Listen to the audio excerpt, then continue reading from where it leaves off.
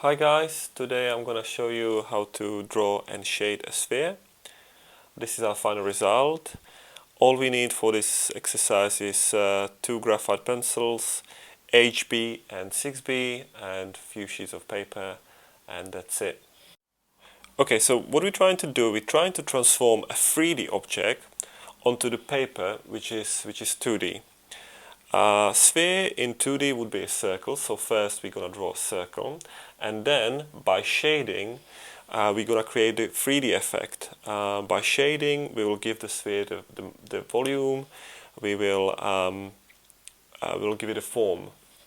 So to do that we're gonna choose the direction of the light in order to achieve this result. So you can have a frontal light from the front, you can have a side light from the side, either right or left, and the best light for this would be to choose a light that comes somewhere in between and comes onto the object from the top. So it's from both side and front and comes on the top, either from the right or from the left. Once again, the key is to create the 3D effect. Okay, so we're gonna choose the direction of the light from the left. The place where the light comes upon would be the lightest place. So this would be a lightest place, and the crescent down the bottom would be the darkest. So this would be the darkest. Put it simply, this would be a white, this would be black, and anything in between would be grey or medium shade. So what it means is that there should be a transition between the light towards the dark, so it should be continuously going from the light towards the darkness. Now notice this area down the bottom, that's called reflected light, so that's where the light reflects itself from the desk onto the object, and this place should be lighter. It's gonna be in a quite dark region, but it shouldn't be white, but it should be much lighter than the surrounding region around it. Yeah, it's called reflected light. One more thing to notice is that also we should be using what we call the sensitive line. So when we draw the circle in line, it should already reflect the light or the direction of the light we have chosen. So from the top it's going to be the lightest, and towards the bottom it's going to get dark, dark, dark. It's going to be darkest here, and again going upwards from a medium shade towards the lightest shade. Also notice cast shadow, that's the last bit we're going to draw. Again, we can help ourselves with a supporting line like that. The key to notice about this is that the cast shadow should be ellipse. Yeah, you shouldn't draw it like a square, it needs to be ellipse. So that's something to note. It doesn't have to go that far. Again, we can improvise, we can use our intuition when it comes to it. Okay, here I just want to show you what happens when the direction of the light changes. So this example there is exactly what we'll be drawing, but you can also choose the direction of the light from the right, or it can be a side light, so it comes directly from the side, in this case left, in that case right, or it can come directly on the top or bottom light down here. But again, all it means is then the lightest spot just changes towards the direction of the light, so does the crescent. So it's very basic. There's nothing complicated about it. As soon as the direction of the light changes, the whitest spot will change as well as the darkest, and then we'll adjust everything accordingly. Okay, so let's start drawing. Start using the pencil HB. And firstly we're gonna draw a circle, and we're gonna help ourselves to do that by drawing a square first. We're gonna divide this square into 4 equally sized squares. I work very lightly, very gently, and when we have a structure like that we can draw the circle like that. Okay, when we have that we can rub it off gently. We can get rid of all these supporting lines which we don't need. So they were there just to help us to draw the circle first. Just one more thing to do is usually don't do the lines of the circle too hard. Don't press too hard, because that's not very good. The line itself needs to be sensitive. So we have chosen the direction of the light coming from the left, and where that should be reflected in the outer line as well. So on the top, you see I really haven't done it.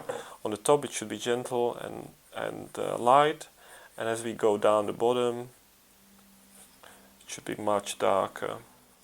Okay, once we have a circle we can start shading. We're gonna use DaVinci's shading, which is just strokes under 45 degree angle. So we'll take strokes with a pencil, small. Shading is also called hatching, and if you're right-handed you'll be doing it in this direction, if you're left-handed you'll be doing it in that direction, and you don't have to press very hard. You can press very gentle and you can create this lovely medium shade. If you press a little bit harder then it's going to be darker, and if you decide to do lighter touch it's going to be lighter. What's key was not to do is it should be continuous, it should be gradual, so you shouldn't have any hard lines next to each other, or what we call fences, places of too much contrast. We don't want this. There needs to be the transition from the light towards the darkness. Okay, so moving on to the object itself, we should start with the darkest area, which is the crescent in the bottom, and notice that I'm not pressing too hard. The first layer should be done relatively gently. Okay, now how to go around the edges. What we want the line to be part of the shade, so the shade around the line should be exactly the same as the line itself. We don't want to go over the outer line, so the good thing here is to maybe change directions and blend the shade like this. Okay, so when we have it like that, when we have it shaded like this, we're gonna take the other pencil, the 6B, which is much softer pencil, so it creates a darkness much more easily. And again, we're gonna work from the darkest places towards the lightest areas. So we're gonna start in the crescent first again, and we're gonna darken the shades.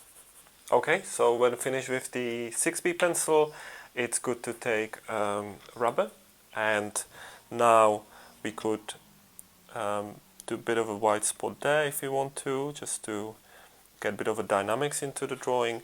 And we also have to do the area of reflected light down here, and we're gonna use rubber to do that, and then we're gonna use the pencil to fix it. Okay, so the last thing now is to do the casted shadow. Remember, it's ellipse. Again, we can use our intuition here. How we're gonna do it, it doesn't really matter. Just use your intuition. Draw it first, lightly first, and then using the we're still using the HB pencil first, then we'll use the 6B, and it's good to possibly do the lines horizontally like this, and they can be done in long strokes. Now notice what happened here, where the cast shadow became a part of the object, so we don't want that. So you can take the softer pencil, 6B, and we can highlight the line there, the outer line. So this line should be part of the cast shadow, and then we can just extend it out like that. And again, we create a contrast. It's clear what is the cast shadow and what's the object. Sometimes you can see the cast shadow darker than the object itself. Again, you can use your intuition, it doesn't have to be like that. Okay, so this is how you draw and shade a sphere. Thank you very much for watching, and I look forward to our next session at some other time.